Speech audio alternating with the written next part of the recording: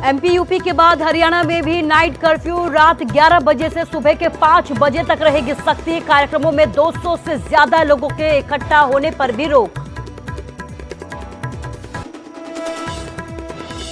Vaccine नहीं लेने वालों पर चंडीगढ़ प्रशासन की सख्ती। सिंगल डोज पाए जाने पर 500 रुपए का लगेगा जुर्माना। डबल डोज वालों को ही सार्वजनिक जगहों पर जाने की इजाजत।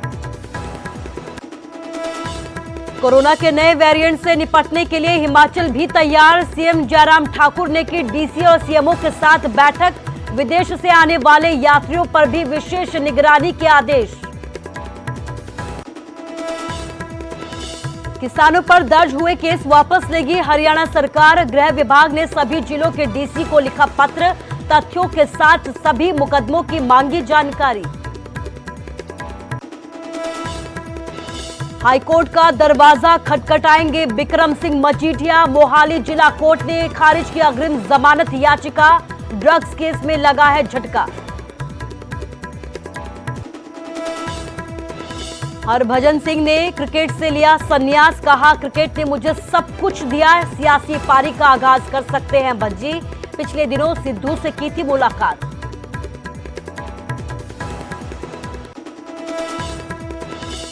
प्रेमिका ने शादी से किया इनकार तो प्रेमी ने उतारा मौत के घाट। गुरुग्राम मर्डर केस की सुलझी गुत्थी। 3 शादियां कर चुका प्रेमी चढ़ा पुलिस के हत्थे।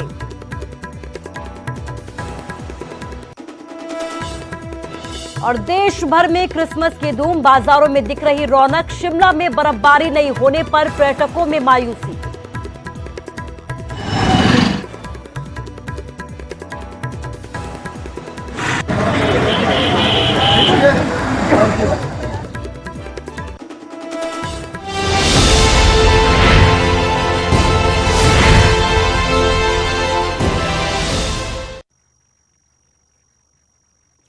नमस्कार, स्वागत है आपका न्यूज 18 पंजाब हरियाणा हिमाचल में। मैं हूं आपके साथ कुसुम रावत। बुलेटिन का आगाज ओमिक्रॉन की खबर के साथ करेंगे। ओमिक्रॉन पर हरियाणा सरकार भी अब अलर्ट हो गई है। रात के 11 बजे से सुबह के 5 बजे तक हरियाणा में अब सख्ती रहेगी। 200 से ज्यादा लोगों के इकट्ठा होने पर भी अब हरियाणा में रोक लगा दी गई है। ओमिक्रॉन के बढ़ते मामलों को लेकर हरियाणा सरकार की तरफ से यह अहम फैसला लिया गया है। सीएम मनोहर लाल ने, आपको बता दें कि एक समीक्षा बैठक की जिसमें यह कहा गया कि वैक्सीन नहीं लेने वालों की भी अब मुश्किलें बढ़ेंगी। संस्थानों में एंट्री के लिए वैक्सीन की दोनों डोज जरूरी बताई गई है। 1 जनवरी 2022 से यह फैसला अब लागू होगा। 23 दिसंबर को 1 लाख से ज्यादा लोगों ने वैक्सीन की दूसरी डोज लगाई है। तो ओमिक्रॉन को लेकर अब राज्य सरकारें सतर्क होती हुई नजर आ रही है और इसी कड़ी में हरियाणा भी सतर्क हो गया। और यही वजह है कि सख्ती जो है बढ़ाने के आदेश जारी कर दिए गए हैं। सावधानी बरतने के आदेश जारी कर दिए गए हैं। ज्यादा जानकारी के लिए मेरे संवाददाता मनोज कुमार हमारे साथ जुड़ गया। मनोज, क्या कुछ अपडेट? जी बिल्कुल, देखिए जिस तरीके से ओमिक्रॉन के केसेस हैं देश में बढ़ते जा रहे हैं और लगातार इसको लेकर सरकारें समीक्षा कर रही हैं। तो कल समीक्षा बैठक हुई थी और इसमें तय किया गया था कि हरियाणा में सख्तियां फिर से लागू की जाएंगी और एक तरीके से हम कह सकते हैं रात में 11 बजे से लेकर सुबह 5 बजे तक, यानी कि आज जो 25 तारीख फैसला लागू हो गया है, पूरी तरीके से आवागमन बंद रहेगा। यानी कि एक तरीके से हम कह सकते हैं नाइट कर्फ्यू हरियाणा में इम्पोज कर दिया गया है। 11 बजे से सुबह 5 बजे तक किसी प्रकार की जो मूवमेंट है वो नहीं हो सकेगी। इसके साथ ही 1 जनवरी से ये बिल्कुल मैंडेटरी कर दिया जाएगा कि जिसकी 2 डोज जिसने नहीं लगाई है उसको कहीं भी एंट्री नहीं मिलेगी, चाहे स्कूल कॉलेज हो, बस अड्डा हो, रेलवे स्टेशन हो, मॉल्स हो या मार्केट हो। और इसके साथ साथ जो शादी ब्याह है या दूसरे सार्वजनिक कार्यक्रम है, यहाँ पर भी किसी भी हालत में 200 से ज्यादा जो गैदरिंग है वो नहीं की जा सकेगी। इसके साथ साथ बाकी सिनेमा हॉल या होटल, इनमें 50% की जो कंडीशन है वो भी लगा दी गई है। तो एक बार फिर से हम देख रहे हैं ओमिक्रॉन जैसे जैसे बढ़ रहा है, सख्तियां भी बढ़ती जा रही हैं। जी मनोज, इस तमाम जानकारी के लिए आपका शुक्रिया। तो ओमिक्रॉन जैसे बढ़ रहा है, ओमिक्रॉन के जैसे मामले बढ़ रहे हैं, उसे लेकर अब सरकारें सतर्क हो गई हैं और यही वजह है कि इसी कड़ी में हरियाणा सरकार ने भी जो सख्ती है उसे बढ़ा दिया है और रात के 11 बजे से सुबह के 5 बजे तक सख्ती बरतने के आदेश जारी किए गए हैं। और अब बात चंडीगढ़ की करेंगे। वैक्सीन नहीं लेने पर चंडीगढ़ प्रशासन ने अपनी सख्ती अब शुरू कर दी है। सिंगल डोज पाए जाने पर 500 रुपए का जुर्माना लोगों को लगेगा। डबल डोज वालों को ही सार्वजनिक जगहों पर जाने की इजाजत है। 1 जनवरी 2022 से लागू होगा आदेश। सरकारी दफ्तरों में भी यह आदेश लागू किया जाएगा। तो ये खबर उन लोगों के लिए है जिन्होंने वैक्सीन की दूसरी डोज नहीं लगवाई है। अलग अलग जगहों पर जिन भी लोगों ने वैक्सीन की दूसरी डोज नहीं लगवाई है उन्हें लेकर जो है सावधानी बरतनी अब शुरू कर दी गई है। सख्ताई के आदेश जारी कर दिए गए हैं और इसी कड़ी में चंडीगढ़ प्रशासन ने भी सख्ती बढ़ाई है। अगर आपने वैक्सीन की दूसरी डोज नहीं लगाई है, आप सिंगल डोज हो, तो आपको चंडीगढ़ में 500 रुपए का जुर्माना भी लग सकता है। इसके साथ ही आपको यह भी बता दें कि जो डबल डोज वाले लोग हैं उनको ही सार्वजनिक जगहों पर जाने की इजाजत होगी और अगर सिंगल डोज वाले लोग जो हैं वो सार्वजनिक जगहों पर पाए जाते हैं तो उन्हें इस बीच जो है 500 रुपए का जुर्माना भरना पड़ सकता है। आपको बता दें कि जो आदेश जारी किए गए हैं वो 1 जनवरी 2022 से लागू होंगे। तो ओमिक्रॉन को लेकर हिमाचल सरकार ने भी अपनी सख्ती बढ़ा दी है। हिमाचल सरकार भी अब तैयार हो गई है। विदेश से आने वाले यात्रियों पर विशेष निगरानी रखने के आदेश जारी कर दिए गए हैं। सीएम ने प्रदेश में टेस्टिंग को बढ़ाने के निर्देश जारी किए हैं। सभी जिलों के डीसी और सीएमओ के साथ बैठकों का दौर लगातार जारी है। इसी बीच कॉन्फ्रेंसिंग के जरिए ओमिक्रॉन को लेकर एक अहम बैठक हुई और इसमें ओमिक्रॉन से निपटने की तैयारियों को लेकर समीक्षा की गई।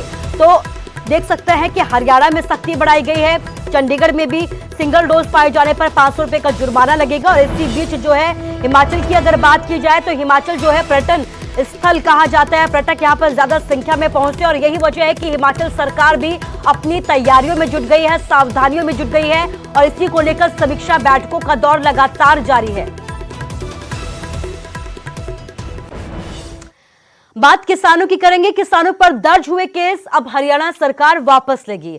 हरियाणा गृह विभाग ने सभी जिलों के डीसी को एक पत्र लिखा है। 9 सितंबर 2020 से लेकर अब तक के दर्ज केसों की जानकारी मांगी गई है। सभी मुकदमों के साथ सभी तथ्यों की पूरी जानकारी यहां पर मांगी गई है। तो कुल मिलाकर अगर देखा जाए तो किसानों पर जो दर्ज केस है उन्हें वापस लेने की तैयारी शुरू हो गई है और यही वजह है कि हरियाणा के गृह विभाग ने सभी जिलों के डीसी को इसके संबंध में एक पत्र भी लिखा है और पूरे मुकदमों की जानकारी तथ्यों के साथ मांगी है।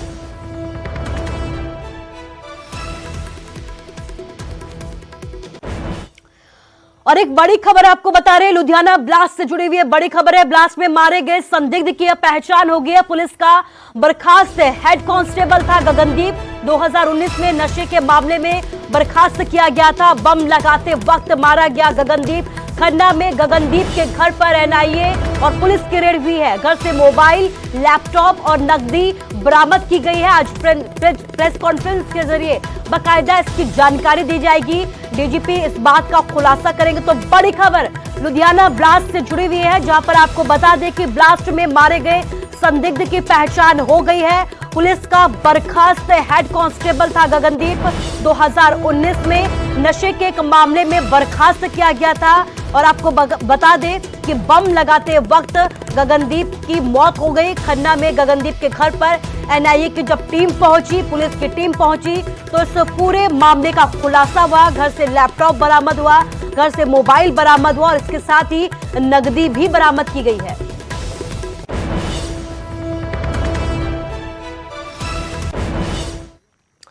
तो सीएम चरणजीत सिंह चन्नी ने भी लुधियाना ब्लास्ट को नशे के मुद्दे से जोड़कर देखा था।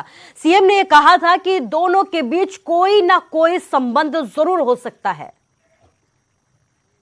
ਪੰਜਾਬ ਦੀ ਹਿਫਾਜ਼ਤ ਕਰਨ ਦੇ ਕਾਬਿਲ ਨਹੀਂ ਹੈ। ਇਹਨਾਂ ਨੂੰ ਹੁਣ ਆਪਣਾ ਸਟੇਟਸ, ਆਪਣੀ ਸਥਿਤੀ, ਆਪਣੀ ਸੋਚ ਸਪਸ਼ਟ ਕਰਨੀ ਚਾਹੀਦੀ ਕਿ ਅੱਜ ਇਹ ਕਿੱਥੇ ਖੜੇ ਹੈ।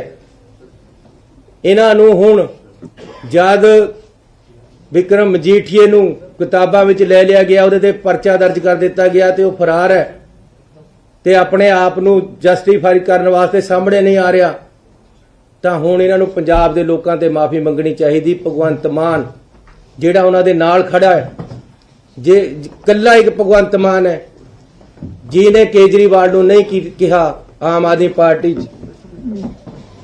ਕਿ ਤੁਸੀਂ ਗਲਤ ਕੀਤਾ ਹੈ, ਤੁਹਾਨੂੰ ਮਾਫੀ ਨਹੀਂ ਮੰਗਣੀ ਚਾਹੀਦੀ ਸੀ। ਅੱਜ ਵੀ ਭਗਵੰਤ ਮਾਨ ਕਹੇ ਕਿ ਕੇਜਰੀਵਾਲ ਦੀ ਗਲਤੀ ਸੀ, ਇਸ ਨੇ ਮਾਫੀ ਨਹੀਂ ਮੰਗੀ, ਇਸ ਨੇ ਮਾਫੀ ਮੰਗੀ ਹੈ, ਇਸ ਨੂੰ ਨਹੀਂ ਮੰਗਣੀ ਚਾਹੀਦੀ ਸੀ। ਅੱਜ ਵੀ ਕੇਜਰੀਵਾਲ ਤੇ ਭਗਵੰਤ ਮਾਨ ਪੰਜਾਬ ਦੇ ਲੋਕਾਂ ਤੇ ਮਾਫੀ ਮੰਗ ਲੈਣ ਤਾਂ ਪੰਜਾਬ ਦੇ ਲੋਕ ਖੁੱਲੇ ਦਿਲਾਂ ਵਾਲੇ ਮਾਫ ਕਰ ਦੇਣਗੇ। ਲੇਕਿਨ ਫਿਰ 2 ਮਹੀਨੇ ਬਾਅਦ ਕਿਸੇ ਨੇ ਨਹੀਂ ਕਰਨਾ ਇਹਨਾਂ ਨੂੰ। ਇਹਨਾਂ ਨੇ ਵੀ ਪੰਜਾਬ ਦੇ ਨਾਲ ਮਜੀਠੀਏ ਦੇ ਨਾਲ ਮਿਲ ਕੇ ਧੋਖਾ ਕੀਤਾ। ਇਹ ਇੱਕ ਦਿਨ ਚ ਲੈਟਰ ਨਹੀਂ ਬਣੀ। ਇਹ ਦਿੱਲੀ ਦਾ ਜਿਹੜਾ ਹੁਣੇ ਲੀਡਰ ਬੀਜੇਪੀ ਚ ਸ਼ਾਮਲ ਹੋਇਆ, ਕਿਆ ਨਾਮ, ਸਿਰਸਾ, ਉਸਨੇ ਇਹਨਾਂ ਦਾ ਬੈਠ ਕੇ ਸਮਝੌਤਾ ਕਰਾਇਆ ਸੀ। ਭਗਵੰਤ ਮਾਨ, ਕੇਜਰੀਵਾਲ ਉਹਨਾਂ ਦਾ ਸਮਝੌਤਾ ਵਿਕਰਮ ਮਜੀਠੀਏ ਦੇ ਨਾਲ सिरसे ने करा के आ लेटर। और इधर केंद्रीय कानून मंत्री किरण रिजिजू ने लुधियाना का दौरा किया और कोर्ट परिसर में ब्लास्ट की जानकारी भी ली। प्रेस कॉन्फ्रेंस कर किरण रिजिजू ने ये कहा कि उनकी सीएम चन्नी से बातचीत हुई है और केंद्र और राज्य सरकार मिलकर इस पर काम करेंगी। जल्द ही इसके परिणाम सामने आएंगे। इसके साथ ही उन्होंने ये भी कहा कि जांच में अब देरी बिल्कुल नहीं की जाएगी।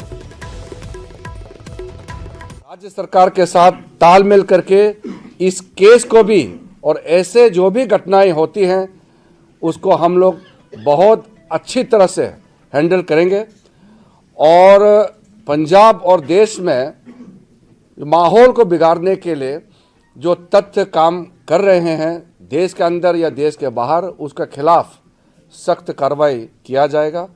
कोई ढील नहीं देंगे। पहले भी हम करते आए हैं और आगे और प्रोफेशनली मजबूत से हम लोग काम करेंगे। और इधर लुधियाना ब्लास्ट पर पंजाब सरकार पर विपक्ष के निशाने पर है। आपको बता दें कि दिल्ली के सीएम अरविंद केजरीवाल ने यह कहा कि पंजाब में बेहद कमजोर सरकार है। वहीं पंजाब बीजेपी प्रधान अश्वनी शर्मा ने भी ब्लास्ट को लेकर सरकार की नाकामी बताया है। एक तरह से आस्था के स्थान में बेअदबी का मामला हुआ था और उसके चंद दिन के बाद ही अब ये ब्लास्ट हो गया। तो सब लोगों को लग रहा है, जनता को ये लग रहा है कि ये ठीक चुनाव के पहले इस किस्म के जो वाक़ये हो रहे हैं, इंसिडेंट्स हो रहे हैं, ये ज़रूर साजिश के तहत पंजाब का माहौल ख़राब करने के लिए किए जा रहे हैं।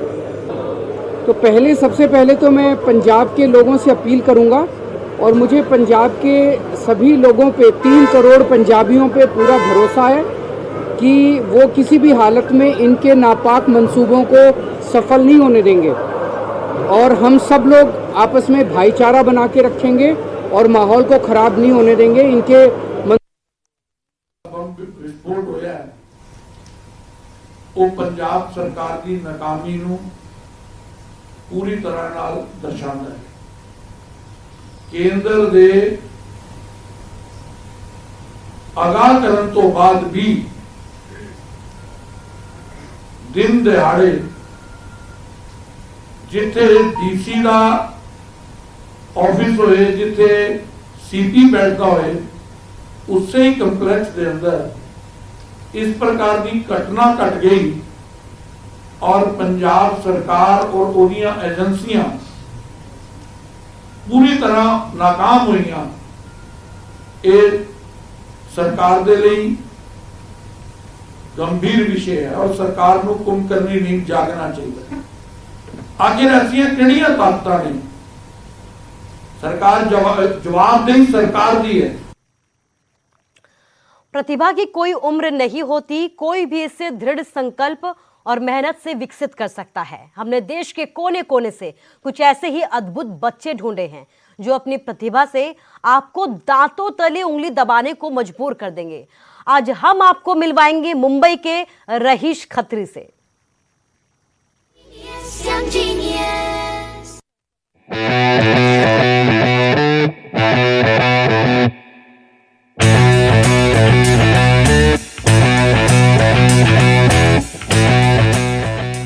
मायानगरी मुंबई निवासी रहीश खत्री की रगरग में रफ्तार का रोमांच समाया हुआ है।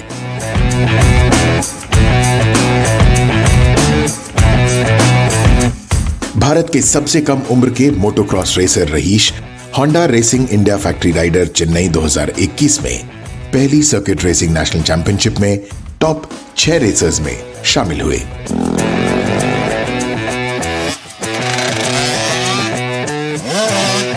दो 2018 में रहीश को दुनिया के सबसे कम उम्र के ड्रैग रेसर के खिताब से नवाजा गया। उसी साल उन्होंने दुबई मोटोक्रॉस में भारत की नुमाइंदगी की और दुनिया के 19 रेसर्स में 6ठा स्थान हासिल किया। Gradually, it's a path which would lead to a dream, that is making the brand, our sponsors and everyone proud, and that Indian flag flying high on the world map of MotoGP. Racing के साथ रहीश पढ़ाई का भी पूरा ध्यान रखते हैं। रहीश ने कड़ी मेहनत और लगन से कामयाबी हासिल की है। रेसिंग के दौरान वो सुरक्षा के भी बड़े हिमायती हैं। Spend your money wisely by buying proper racing gears. Rahish all India biking championship round 2 में हिस्सा लेने वाले देश के सबसे कम उम्र के राइडर हैं। MTV के टॉप 5 मोटरसाइकिलिंग लेजेंड्स में वो तीसरे पायदान पर रहे। रहीश ने साबित किया कि अगर मन में कुछ करने की ठान ली जाए तो कुछ भी असंभव नहीं है। रहीश को उज्जवल भविष्य के लिए शुभकामनाएं।